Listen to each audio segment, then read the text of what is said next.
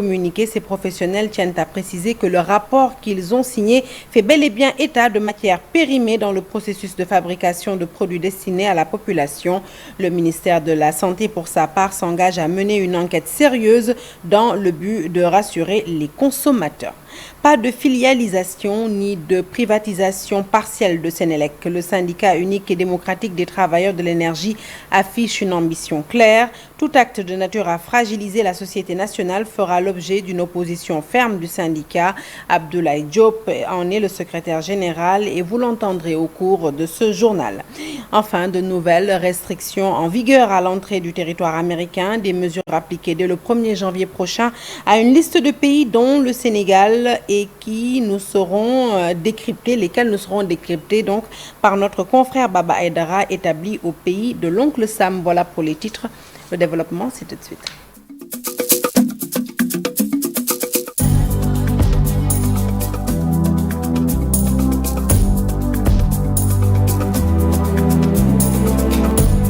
Bonsoir à toutes et à tous. Un journal que nous ouvrons tout de suite avec cette évolution du bilan de Sarah Khaina.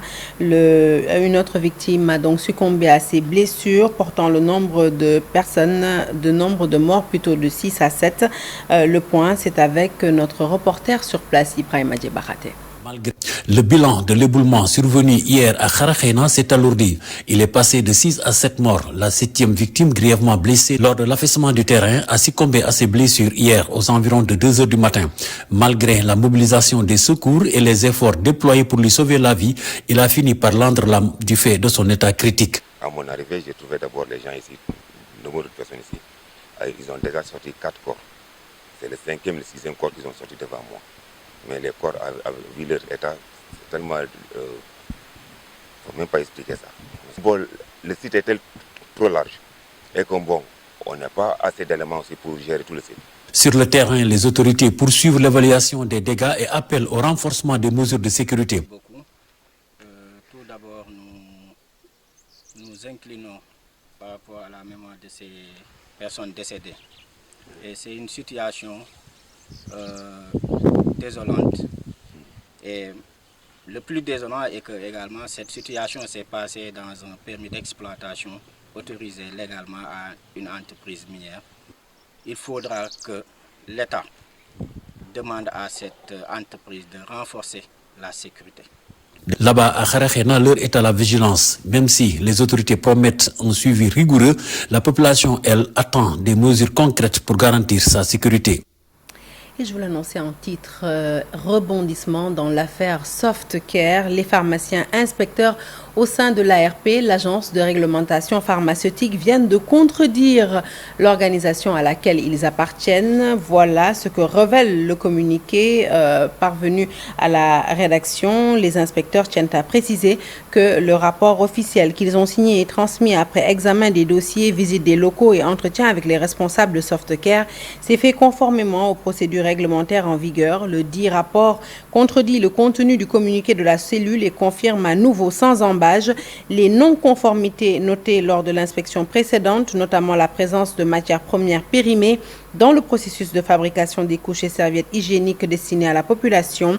À ce titre, nous rappelons que seuls les rapports techniques validés par la DICV compétente font foi devant la loi et dans l'évaluation de la conformité des établissements pharmaceutiques pour préserver la santé des populations et garantir la qualité, l'efficacité et la sécurité des produits. En conséquence, les inspecteurs confirment que le maintien du retrait des produits sur le marché reste en vigueur jusqu'à la mise en conformité de l'usine. Enfin, ces pharmaciens inspecteurs renouvellent leur engagement en faveur de la protection de la santé publique, du respect des exigences réglementaires et de la rigueur scientifique dans l'exercice de leur mission. Et le ministère de la Santé, dans la foulée, a lui également réagi donc à cette polémique autour des produits Softcare à la suite d'une inspection menée par l'agence de régulation pharmaceutique dans l'entreprise Softcare. Une polémique s'est installée dans l'espace public, suscitant de nombreuses interrogations. Le ministère de la Santé et de l'Hygiène publique, en sa qualité d'autorité de tutelle, tient à informer les populations qu'une mission conjointe sera diligentée sans délai, en étroite collaboration avec le ministère du Commerce et de l'Industrie, afin de faire toute la lumière sur cette affaire. Le MSHP s'engage à revenir vers le public avec des informations précises, vérifiées et conformes à la réalité, dans un souci de transparence et de responsabilité. Le syndicat unique et démocratique des travailleurs de l'énergie change de direction, mais durcit le ton. À l'issue de son congrès tenu au Cap des Biches, Abdoulaye Diarra Diop, nouveau secrétaire général, affiche une ligne claire. Opposition ferme à la filialisation et à la privatisation partielle de Sénélec. Le syndicat alerte sur les risques de fragilisation de l'entreprise nationale, de dégradation du service public et de menaces sur des milliers d'emplois, tout en exigeant l'ouverture de concertations inclusives avec les autorités avant toute réforme du secteur. Je vous propose d'écouter le nouveau secrétaire général au micro d'Abdou Diouf Diagne et d'Ahmadou Bamba Samba.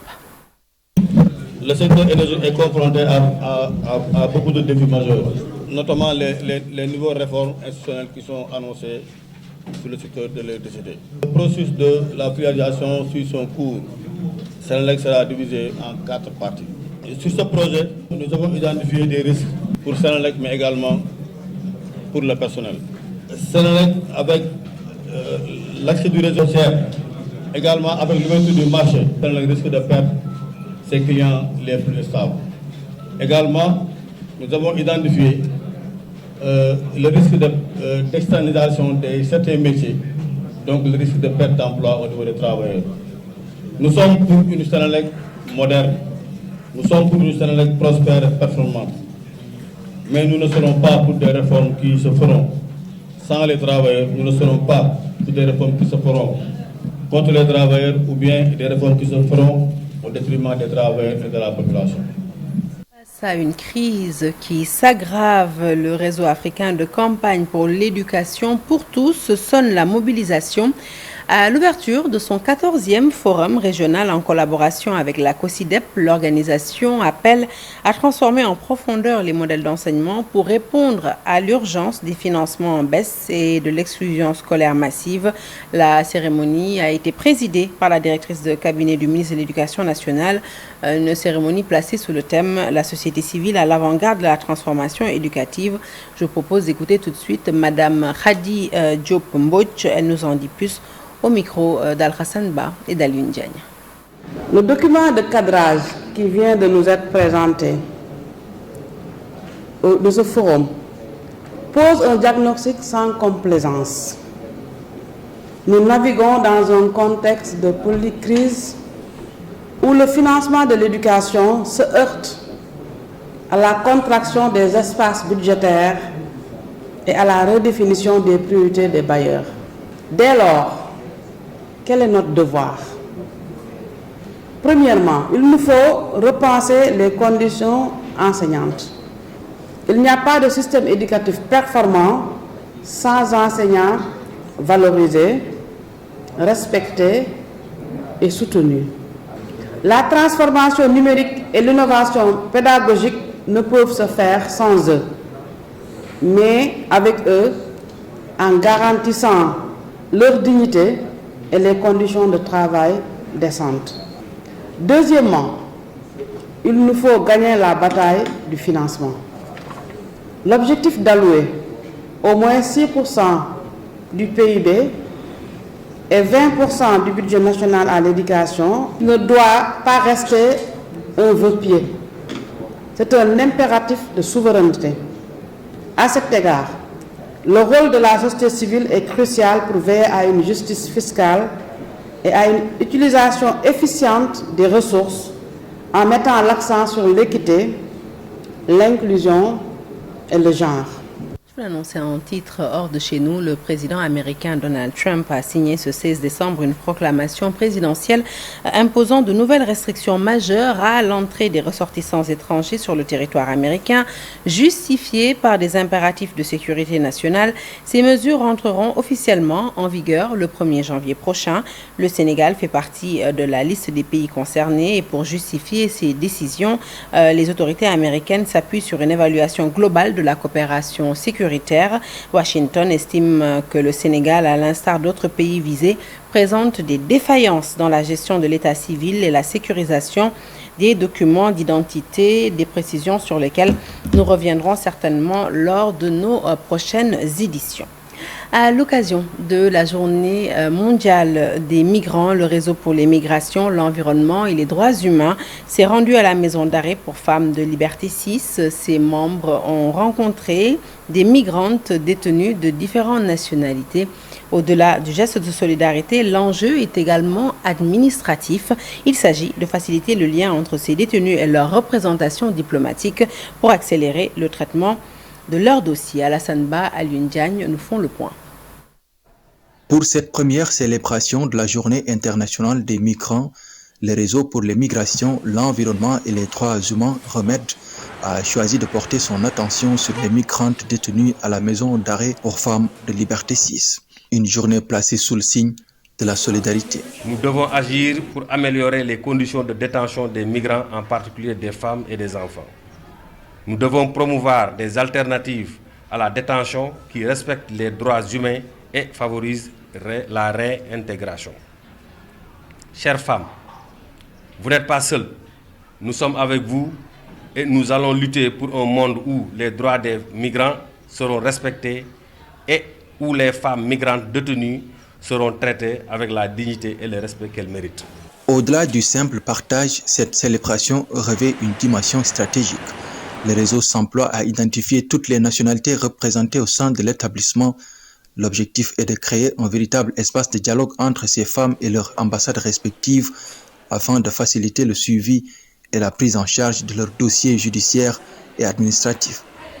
Nous prenons l'engagement devant vous qu'au terme de cette journée, nous allons rencontrer les différentes ambassades concernées pour voir dans quelle mesure ils pourraient offrir une assistance consulaire, y compris l'accès à des avocats, des interprètes, des services de santé.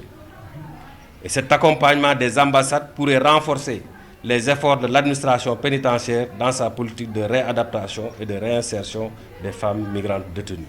La directrice de la maison d'arrêt a salué cette initiative qui vient soutenir l'administration dans ses missions sociales.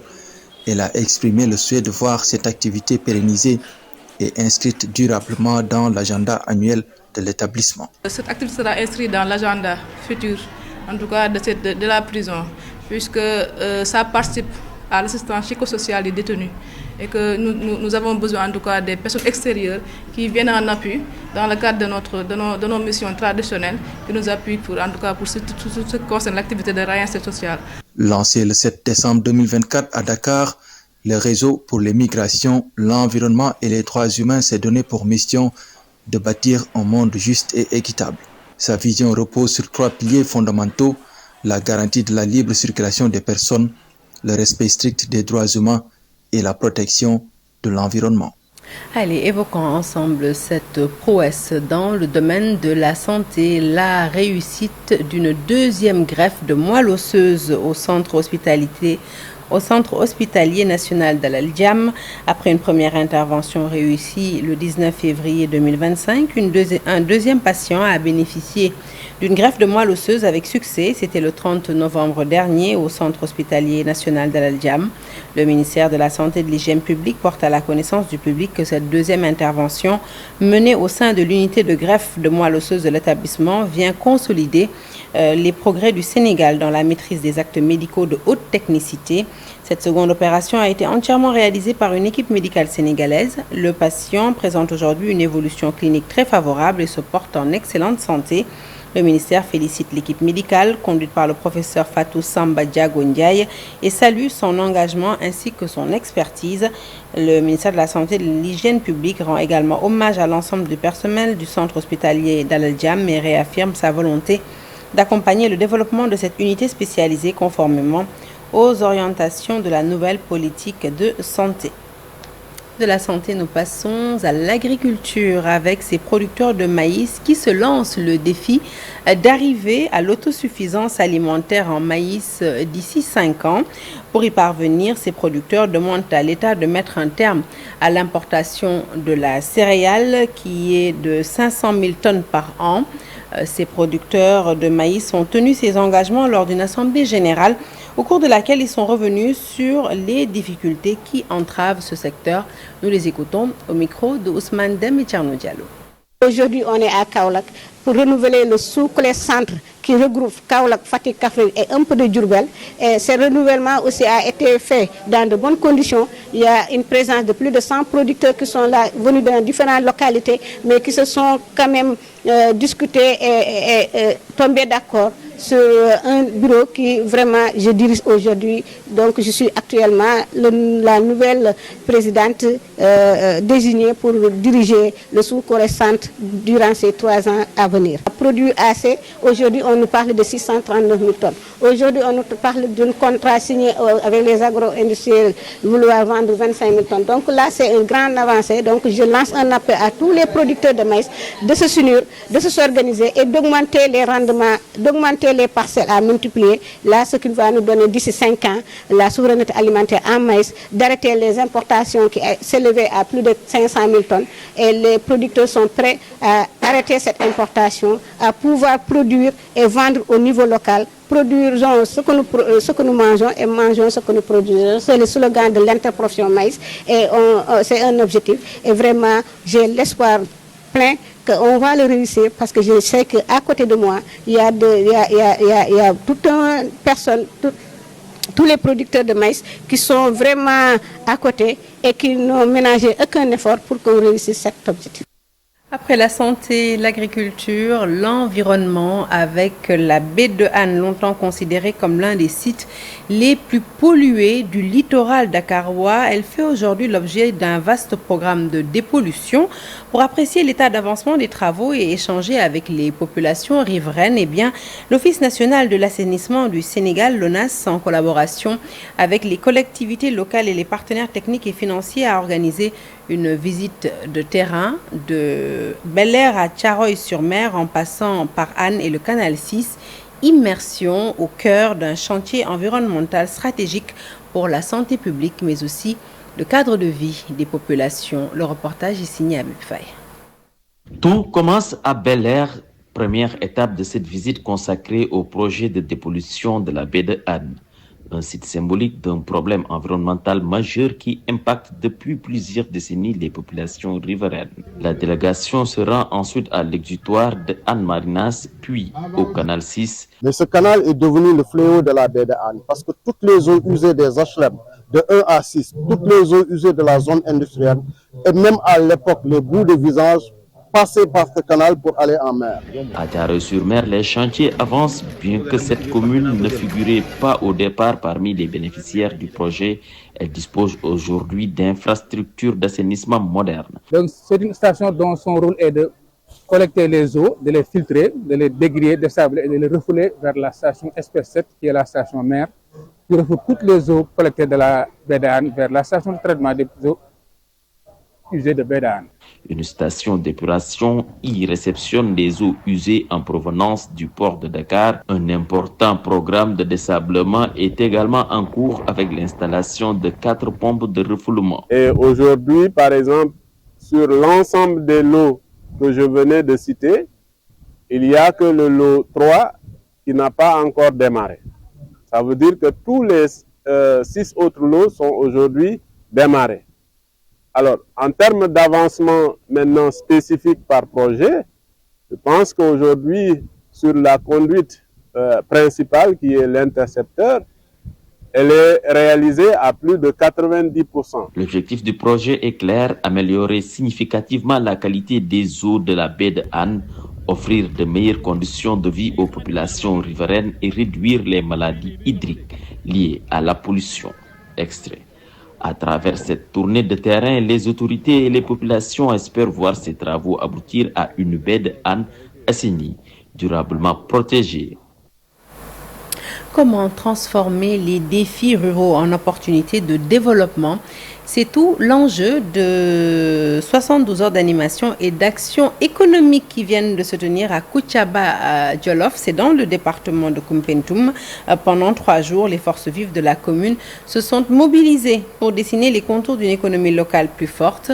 Entre la lutte contre l'insécurité, le vol de bétail et la gestion des crises agricoles, les acteurs se sont accordés sur une feuille de route concrète pour bâtir une cité plus résiliente. Le reportage est de Mamadou Diouf. Pour renforcer son autonomie et améliorer le quotidien de ses habitants, la mairie de Koutiaba Wolof a mobilisé ses forces vives lors des 72 heures d'animation et d'action économique. Durant 3 jours, les acteurs se sont penchés sur des stratégies durables pour bâtir une commune résiliente. En fait, c'est un événement qui nous permet d'asseoir un cadre de concertation pour un peu faire un diagnostic participatif et inclusif pour l'ensemble des problèmes que nous rencontrons.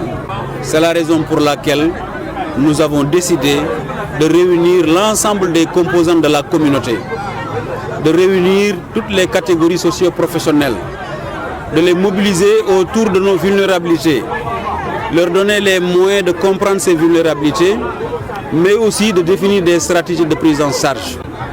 Parce que comme il faut le dire, dans ces zones-là, nous avons des problèmes qui sont immenses, qui sont multiples et variés. Aujourd'hui, c'était l'occasion pour nous de faire un diagnostic participatif, je l'ai dit tout à l'heure, mais aussi de recueillir les préoccupations, de recueillir les attentes des populations, pour nous permettre d'avoir un bon document de projet, une bonne orientation. Crise agricole, vol de bétail, insécurité et feux de brousse ont dominé les débats. Face à ces enjeux, autorités et participants se sont engagés à mettre en œuvre des solutions concrètes. Nous sommes dans un contexte où on parle de sécurité collaborative. On parle de sécurité collaborative parce que la sécurité ne peut plus être seulement l'affaire des forces de défense et de sécurité. Les populations, les communautés doivent fondamentalement participer à la résolution de ces questions-là. Les feux de brousse, oui, les chefs de village, tout le monde l'a dit. Aujourd'hui, les gens sont déterminés à mettre en place au niveau des villages des comités de lutte contre les feux de brousse. Mais aussi des comités de vigilance au niveau des villages avec les associations de jeunes. Nous allons bientôt, avec le comité scientifique, rédiger un document de synthèse. Et ce document de synthèse-là, à l'issue de ce document de synthèse, il y aura une note conceptuelle avec un projet bien déterminé que nous allons entamer pour 2026. Ce forum en est à sa 3e édition dans la commune de Koutiaba Wolof. À cette occasion, le maire a symboliquement remis des drapeaux aux chefs de village. Ce geste vise à encourager davantage les populations à cultiver le civisme et l'amour de la patrie. Magal de Kazou Rajab, les préparatifs vont bon train. Les autorités administratives rassurent le comité d'organisation sur la prise en charge des questions liées à l'approvisionnement en eau et surtout à la sécurité. Par ailleurs, le gouvernement a insisté sur la vigilance en matière de santé face à la présence de la fièvre de la vallée du Rift dans la région de Diourbel. Les propos donc du gouverneur sont recueillis par Talassam ainsi que ceux de Serigne Ahmadou Badawi Mbaké qui étaient présents donc à ce CDD. Les différents secteurs, donc nous avons eu à les regrouper par grappe. Et pour la santé et l'hygiène et le cas de vie, toutes les dispositions seront prises pour assurer une bonne couverture sanitaire de l'événement. Mais des mesures préventives seront mises en œuvre dans le cadre de l'hygiène mais également du cas de vie, avec une opération de nettoiement qui sera prévue le 5 janvier 2026 et des opérations de désinfection seront menées par la brigade régionale d'hygiène. Dans le secteur de l'eau et de l'assainissement, une attention particulière sera mise sur d'abord le fonctionnement du forage de Libye, qui sollicite la mise en service avant le Magal. Mais nous avons demandé à l'OFOR de prendre toutes les dispositions nécessaires pour que les forages au niveau de la ville Sainte de Touba fonctionnent normalement. Au-delà de ces forages, un dispositif d'appoint sera apporté avec des camions citernes et des bâches à eau. Dans le secteur de l'énergie, des efforts seront également mis pour mettre hors délestage la ville Sainte de Touba une semaine avant et une semaine après le Magal du Kazou Rajab. L'éclairage public sera renforcé en relation avec la commune de Touba Mosquée et qui va aider donc les forces de défense et de sécurité qui seront chargés de veiller à la couverture sécuritaire de l'événement. Et l'autre attention particulière dans le contexte où nous sommes, avec la vallée du Rif. Et Dieu merci, dans la région de Diourbel, nous n'avons pas encore enregistré de cas humains. Et au mois d'octobre, nous avons enregistré 2 cas qui sont détectés au niveau des départements de Diourbel et Bambey. La vigilance sera de mise, mais également une sensibilisation pour donc un contrôle sanitaire de détail qui sera donc destiné à la restauration des différents fidèles. L'Alliance nationale des religieux et experts médicaux vient de lancer un guide sur les principes médicaux coraniques et bibliques de lutte contre le sida, un manuel destiné à sensibiliser sur les pratiques autorisées et interdites en la matière. Une cérémonie de présentation du manuel s'est déroulée ce matin. Bamar Gueye est le coordonnateur national de cette alliance de religieux. Je vous propose de l'écouter au micro de Lissa Prera. Nous avons constaté qu'il y a une stigmatisation réelle, mais aussi il y a l'absence des acteurs religieux sur le terrain et qui peut jouer un rôle prépondérant dans la réponse. Et dans ce cadre, nous avons, comme nous l'avons fait pendant des décennies, nous avons réactualisé un guide et nous avons invité les leaders religieux chrétiens et musulmans pour qu'on se partage le contenu du guide pour ensuite faire une grande rencontre au niveau national avec les grands leaders religieux chrétiens et musulmans pour ventiler ce guide au profit des populations. Et le CNLS, qui nous a toujours soutenus, a organisé ce séminaire de partage avec les leaders et les acteurs religieux pour une bonne utilisation de cet outil. C'est dans ce cadre que nous avons invité les autorités religieuses chrétiennes et les autorités musulmanes pour partager d'abord ce guide et ensuite le mois prochain lancer le guide et ensuite vulgariser au niveau de chaque zone du Sénégal pour une appropriation par les communautés de ce guide. Et pour l'histoire, nous avons constaté que si le Sénégal est cité sur les bonnes pratiques, il y a aussi l'implication des religieux. Le Sénégal a très tôt reconnu le rôle que jouaient les religieux et avec le CNLS, nous avons fait des pas de géant pour amoindrir le taux de prévalence. Allez, sport à présent, ça démarre naturellement par du football avec cette mauvaise nouvelle pour notre compatriote sénégalais établi en Turquie. Il s'agit du footballeur Alsan Daw, incarcéré dans les geôles de la Turquie depuis une dizaine de jours. À l'origine, donc, son nom cité dans les paris illégaux sportifs. Sa famille parle d'une erreur, clame son innocence et appelle au soutien de la famille du football sénégalais et de l'État. Le reportage est signé Cher Sadibou Diarra plutôt. Pour une affaire de paris sportifs illégaux, le footballeur international sénégalais Alassane Daw de Konya Sport en Super League est suspendu 1 an puis placé en mandat de dépôt en Turquie. Une lourde sanction inattendue et inexplicable pour sa famille. Il est interdit à un footballeur professionnel de jouer au paris sportif. Le mois passé, il a été placé dans une liste de parieurs illégaux.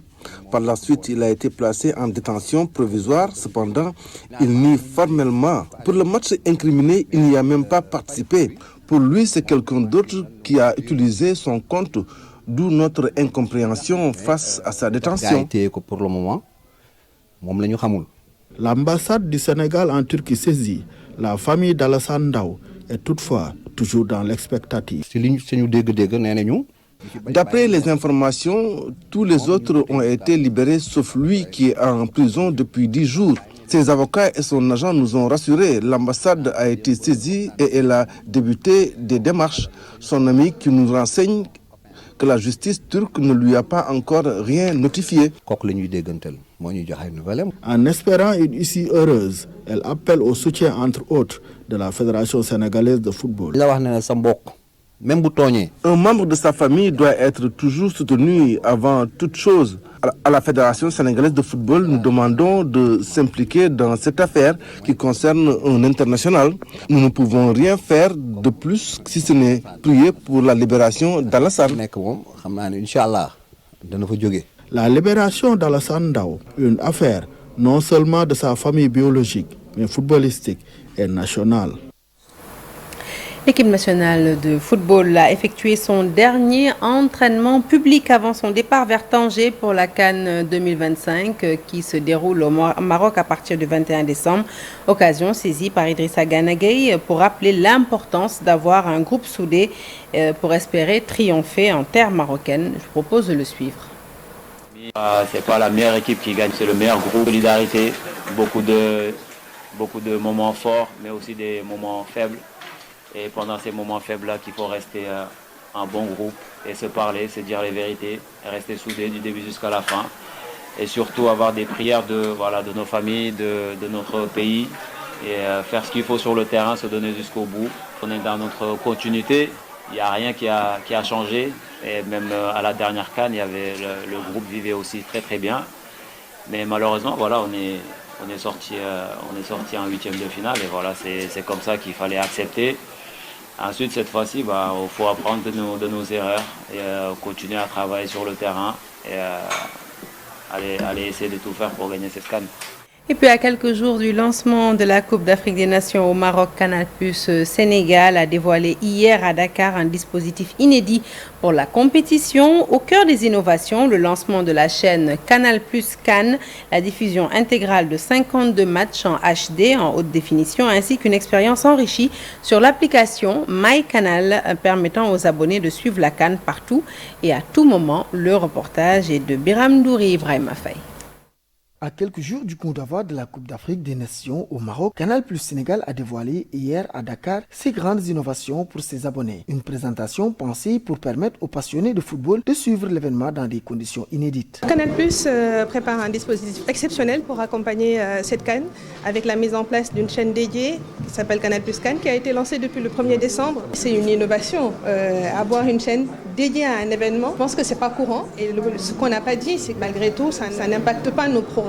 Parce qu'on a quand même, parmi nos abonnés, on a des gens qui ne sont pas forcément appétents au foot, même si le sujet aujourd'hui, c'est vraiment la mise en avant du dispositif exceptionnel qui a été mis en place avec une immersion totale dans les équipes et puis dans la vie des équipes pour préparer l'avant-CAN et pendant la CAN et les accompagner. Et on espère voir le Sénégal arriver à la finale. Parmi les annonces majeures, le lancement de la chaîne événementielle Canal+ CAN, entièrement dédiée à la compétition. Avec cette chaîne, les abonnés pourront suivre à 100% les 52 matchs de la compétition en Full HD, avec une couverture complète de toutes les rencontres. Canal+ CAN qui est disponible sur Canal 16, débooké Canal+ depuis le 1er décembre. Nous avons un traitement spécial sur cette chaîne, c'est-à-dire depuis le 1er décembre, on fait vivre à nos abonnés une immersion totale dans la compétition en les préparant à ce qui les attend à partir du dimanche. Chaque jour, depuis le 1er décembre, il y a une émission qui présente en entièreté tous les pays qualifiés, où on prend le temps de rentrer dans la vie de chaque peuple, de présenter les diversités culturelles et les richesses en termes de ressources de chaque pays. À partir du dimanche, nous aurons les émissions que vous connaissez déjà, Jour de CAN, qui va décrypter les avant-matchs, et Soir de CAN, où nos équipes iront faire une immersion totale dans les camps de base de chaque équipe pour ressortir des images inédites. Nous avons pensé à la mobilité de nos abonnés, nous avons pensé à la praticité pour pouvoir suivre tous les matchs. L'application Canal+ est disponible sur les téléphones, sur les tablettes et sur vos écrans d'ordinateur. Avec le replay, vous pouvez revenir sur l'intégralité de vos matchs. La deuxième fonctionnalité phare permet d'avoir en live les statistiques autour d'un match, la composition d'équipe, les actions phares, revoir les buts et plein de choses qu'un féru du foot aimerait avoir en même temps que le live. Mais l'innovation ne s'arrête pas là. Canal+ a également présenté des formules repensées, des tarifs compétitifs et des offres spéciales pour rendre l'accès à la compétition plus simple et plus abordable. Et donc globalement, on a une offre très très agressive où on a le décodeur qui est à 1000 francs à partir de la formule Access à 5500 et donc du coup qui permettrait avec 6500 francs de pouvoir suivre toute la compétition, c'est-à-dire la totalité des matchs, soit les 52 matchs de la compétition.